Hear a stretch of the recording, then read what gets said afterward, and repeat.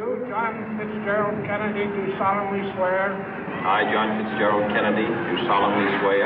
That you will faithfully execute the office of President of the United States. That I will faithfully execute the office of President of the United States. And will, to the best of your ability.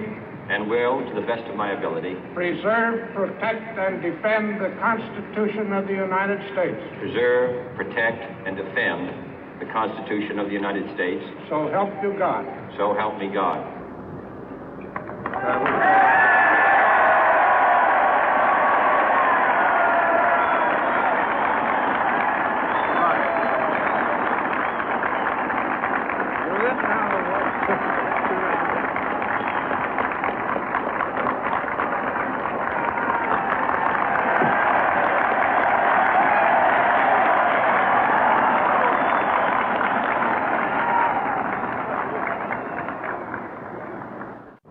Vice President Johnson, Mr. Speaker, Mr. Chief Justice, President Eisenhower, Vice President Nixon, President Truman, Reverend clergy, fellow citizens. We observe today not a victory of party, but a celebration of freedom, symbolizing an end as well as a beginning, signifying renewal as well as change. For I have sworn before you and Almighty God the same solemn oath our forebears prescribed nearly a century and 3/4 ago. The world is very different now, for man holds in his mortal hands the power to abolish all forms of human poverty and all forms of human life. And yet the same revolutionary beliefs for which our forebears fought are still at issue around the globe. The belief that the rights of man come not from the generosity of the state, but from the hand of God. We dare not forget today that we are the heirs of that first revolution. Let the word go forth from this time and place to friend and foe alike that the torch has been passed to a new generation of Americans born in this century, tempered by war, disciplined by a hard and bitter peace, proud of our ancient heritage, and unwilling to witness or permit the slow undoing of those human rights to which this nation has always been committed and to which we are committed today at home and around the world.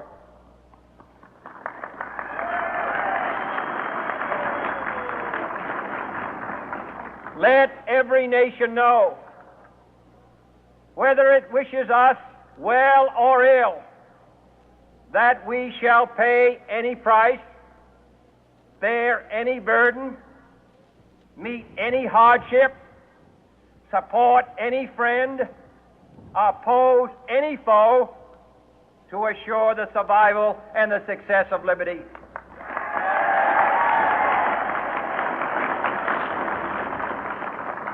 This much we pledge and more. To those old allies whose cultural and spiritual origins we share, we pledge the loyalty of faithful friends. United, there is little we cannot do in a host of cooperative ventures. Divided, there is little we can do, for we dare not meet a powerful challenge at odds and split asunder. To those new states whom we welcome to the ranks of the free, we pledge our word that one form of colonial control shall not have passed away merely to be replaced by a far more iron tyranny. We shall not always expect to find them supporting our view, but we shall always hope to find them strongly supporting their own freedom, and to remember that in the past, those who foolishly sought power by riding the back of the tiger ended up inside.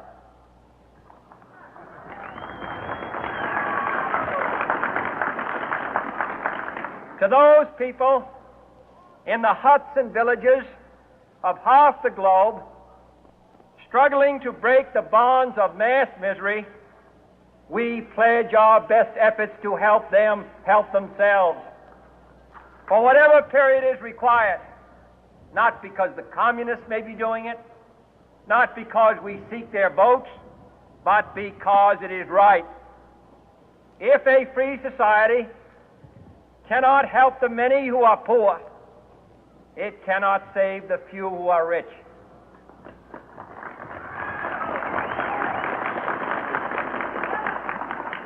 To our sister republics south of our border, we offer a special pledge to convert our good words into good deeds, in a new alliance for progress, to assist free men and free governments in casting off the chains of poverty. But this peaceful revolution of hope cannot become the prey of hostile powers. Let all our neighbors know that we shall join with them to oppose aggression or subversion anywhere in the Americas. And let every other power know that this hemisphere intends to remain the master of its own house.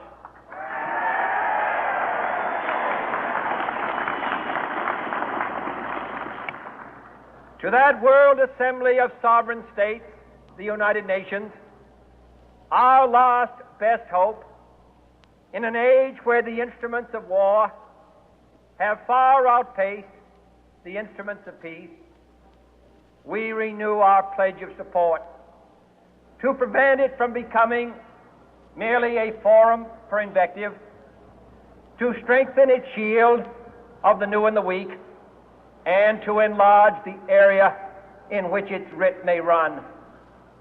Finally, to those nations who would make themselves our adversary, we offer not a pledge, but a request that both sides begin anew the quest for peace.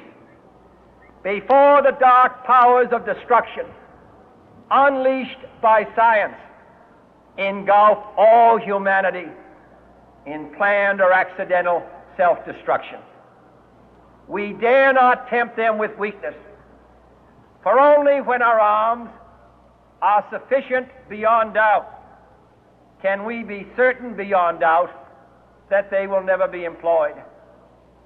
But neither can two great and powerful groups of nations take comfort from our present course, both sides overburdened by the cost of modern weapons, both rightly alarmed by the steady spread of the deadly atom, yet both racing to alter that uncertain balance of terror that stays the hand of mankind's final war.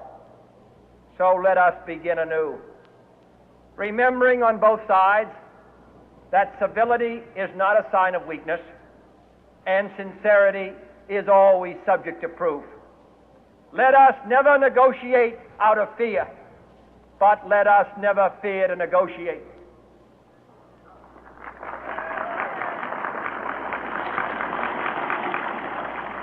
Let both sides explore what problems unite us, instead of belaboring those problems which divide us.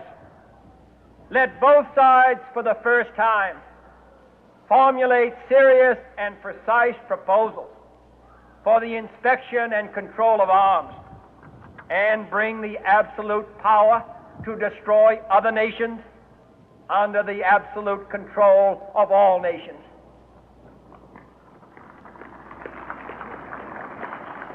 Let both sides seek to invoke the wonders of science instead of its terrors.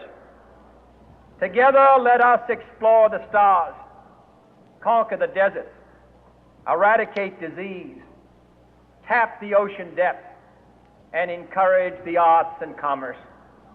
Let both sides unite to heed in all corners of the earth the command of Isaiah to undo the heavy burden and let the oppressed go free.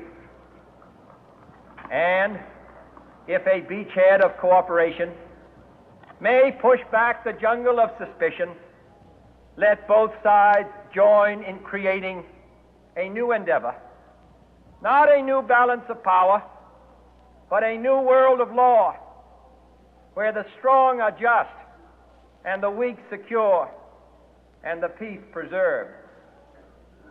All this will not be finished in the first 100 days, nor will it be finished in the first 1,000 days, nor in the life of this administration, nor even perhaps in our lifetime on this planet.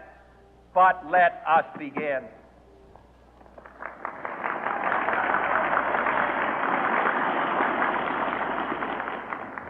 In your hands, my fellow citizens, more than mine, will rest the final success or failure of our course.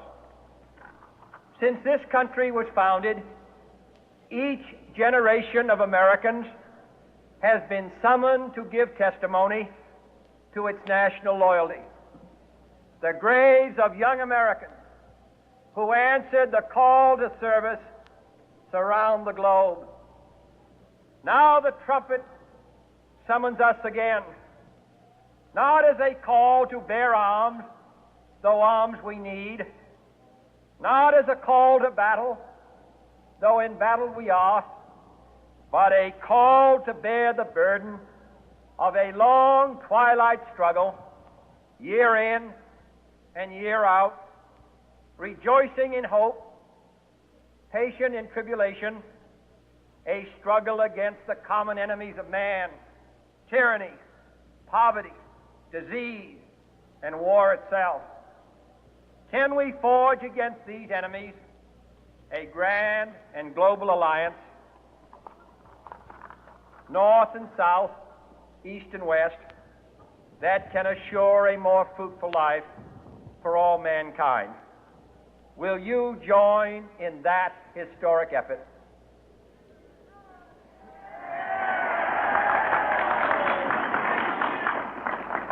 In the long history of the world, only a few generations have been granted the role of defending freedom in its hour of maximum danger. I do not shrink from this responsibility. I welcome it.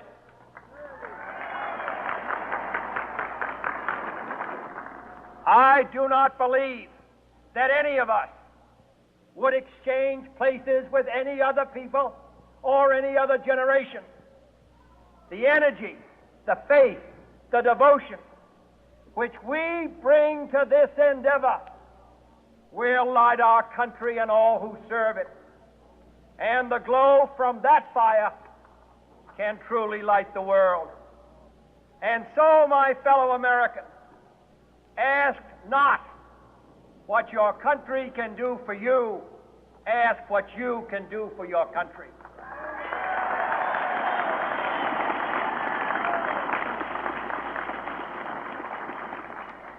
My fellow citizens of the world, ask not what America will do for you, but what together we can do for the freedom of man.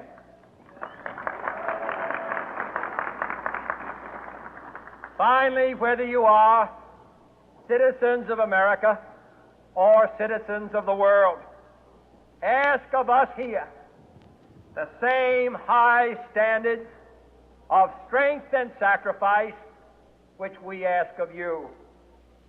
With a good conscience, our only sure reward, with history the final judge of our deeds, let us go forth to lead the land we love, asking His blessing and His help, but knowing that here on earth God's work must truly be our own.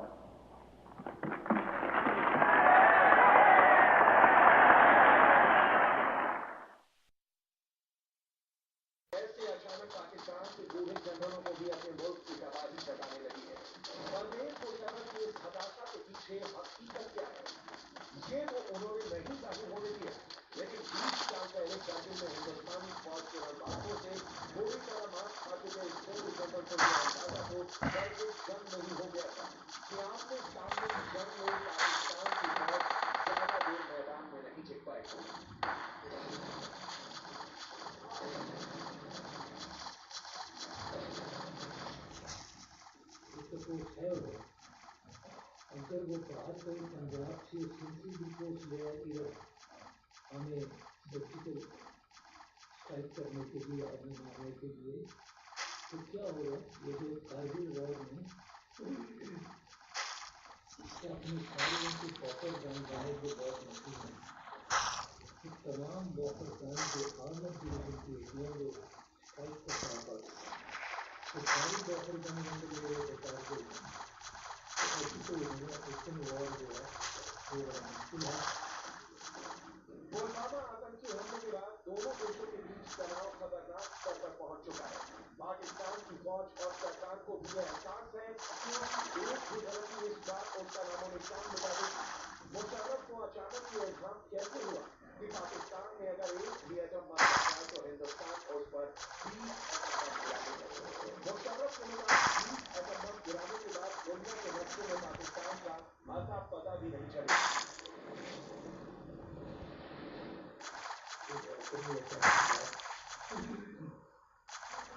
आपने कभी चाहिए ये detail है दूसरे को देखने के detail है कितने एटम बम के इस्तेमाल जैसे अगर आपने एक एटम बम मारा तो आप अपने ऊपर मुसीबत करो वो 20 मार के आपको खत्म करते हैं मुशर्रफ अकेले नहीं है जिसके सुर अचानक 10 दिनों में ही बदल गए। पाकिस्तान की सरकार और उसके पाले पोसे हुए सपोर्ट भी अब अल्लाह से दुआएं कर रहे हैं। हम दुआ करते हैं या अल्लाह पाकिस्तान की हिफाजत फरमा इंशाअल्लाह अज़ीज दुआएं भी जारी रखेंगे। तो क्या करूं? बर्जर एक्सप्रेस पेंटिंग कराइए पेंटिंग का T20 ऑटोमेटिक मशीन के साथ यूं शुरू यूं खत्म बर्जर एक्सप्रेस पेंटिंग वाह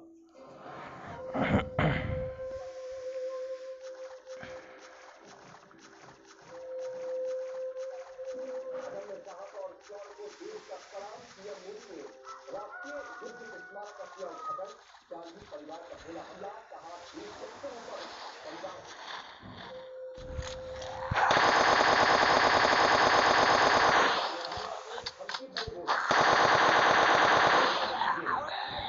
तिरंगा तोड़ भारत देश में दूसरा झंडा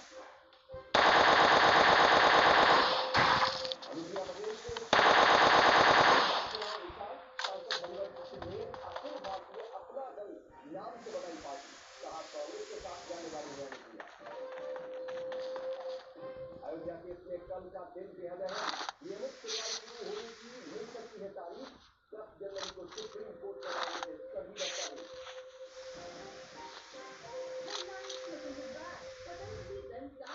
करोड़ों देशवासियों का भरोसेमंद herbal toothpaste associate sponsor servo holding stabilizer remote control में next submersible wires and cable next starter wires and cable. नमस्कार न्यूज़ 24 देख रहे हैं और आपके साथ मैं हूं सौम्य खाली। शेर तस्वीर को आखिरी सलाम नम आंखों के साथ तस्वीर के शेर को अलविदा कह दिया गया आखिरी श्रद्धांजलि दी गई। कुलगाम में आतंकियों के साथ मुठभेड़ में शहीद हुए जम्मू कश्मीर के डीएसपी अमन खाते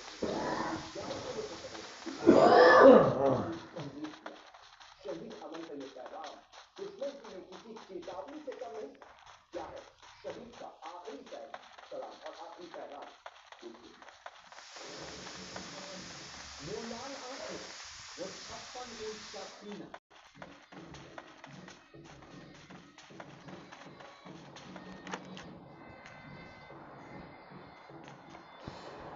वो आत्मविश्वास का वतन के लिए जीना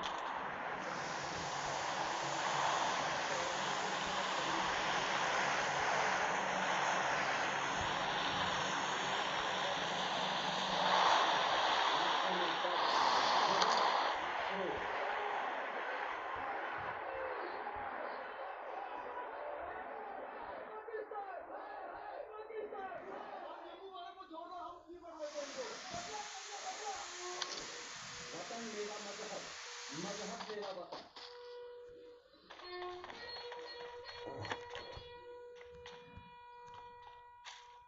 अपना एक बहादुर नौजवान साथी जो है उसको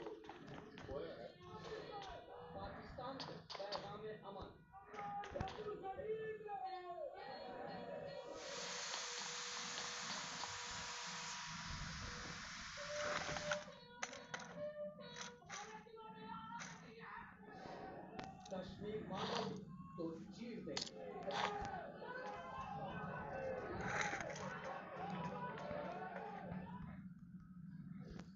या कश्मीर मांगोगे तो चीर देंगे, शेर कश्मीर को आखिरी सलाम तो कह रहे हैं, लेकिन इस शहीद ने आखिरी पैगाम क्या दिया? वतन का शहादत देने से पहले शहीद अमर ने तीन आतंकियों को जहन्नुम का रास्ता दिखाया। जब तक खून की आखिरी बूंद जिसमें बची रही, तब तक सांसें चलती रही, और जब तक सीने की धड़कनें चलती रही, और जब तक होश काबू में रहा, वो दहशत गर्दों से लोहा लेते रहे। जब 7 साल के बेटे ने अपने पिता को आखिरी सलामी दी तो माहौल गंभीर हो गया। अपनी जाबाज के शहीद होने का दर्द क्या होता है, जरा जम्मू से पूछिए। अपने शेरदिल बेटे को आखिरी बार विदा करने की आह क्या होती, जरा इस मां से पूछिए। अपने जिगर के टुकड़े को इस तरह चिता में सड़ाते देखने की तकलीफ क्या होती, जरा इस परिवार से पूछिए। शहीद डीएसपी अमन ठाकुर को मुखरनी दे दी गई है, पंचतत्व में विलीन हो गए हैं। जम्मू कश्मीर के डीएसपी अमन ठाकुर, उनके बेटे 1 साल के उनके बच्चे ने यहाँ पर अपनी मुखरनी दी है, और यहाँ पर देखिए, यहाँ पर हजारों की संख्या में लोग पहुंचे हैं, उनके रिश्तेदार पहुंचे हैं। यहाँ पर जिस तरह आपकी नजर आएगी, यहाँ आपको कहानी संख्या में नहीं दिखेगी। देखिए यहाँ पर पंचतत्व में विलीन हो गए हैं जम्मू कश्मीर के जांबाज डीएसपी अमन ठाकुर साहब। आपको हर वक्त यहाँ पर लोग मिलेंगे, और लगातार यहाँ पर जम्मू कश्मीर के जिंदाबाद के नारे लग रहे हैं, और पाकिस्तान मुर्दाबाद के नारे लग रहे हैं। शहीद अमन के नन्हे से बेटे ने अपने पापा की चिता को आग, और जम्मू की आंखें दर्द के पानी से भरकर छलछला उठी। शहीद की चिता की आग तो कुछ देर में शांत हो जाए शायद, लेकिन इसे सीने में पल रहे आक्रोश की चिंगारी कब ज्वाला बनकर दुश्मन की तरफ दहक, कोई नहीं जानता। जम्मू कश्मीर पुलिस के डीएसपी अमन ठाकुर गुड़गांव में आतंकियों से मुकाबले में शहीद हो गए। ये देखिए, जम्मू में अमन ठाकुर के हमले वाले हैं, वो हाथों में खंजर लिए हुए हैं, और लगातार पाकिस्तान के खिलाफ पड़ रहे हैं। लेकिन इनकी ये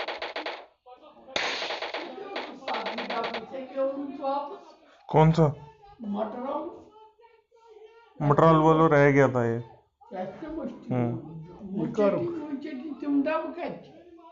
वो गाड़ी में पड़े मटरालू कर परसों का फासिल खराब दो